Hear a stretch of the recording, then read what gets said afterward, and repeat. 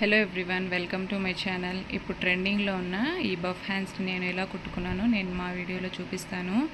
ఇలా హ్యాండ్స్ కోసం ఇలా క్లాత్ని మార్క్ చేసుకుని కట్ చేసుకున్నాను. కట్ చేసుకున్న తర్వాత కింది వైపుకి ఇలా మర్చి కుట్టుకున్న దానిపైనే ఇలా లేస్, ఇలా హ్యాంగింగ్ లేస్తో ఇలా ఒక స్టిచ్ వేసుకున్నాను.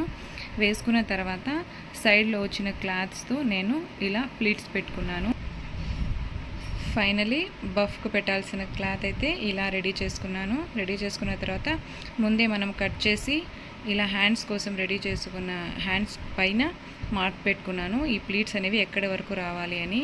ఆ తర్వాత నేను మార్క్ చేసుకున్న విధంగానే ఒక స్టిచ్ అనేది వేసుకున్నాను.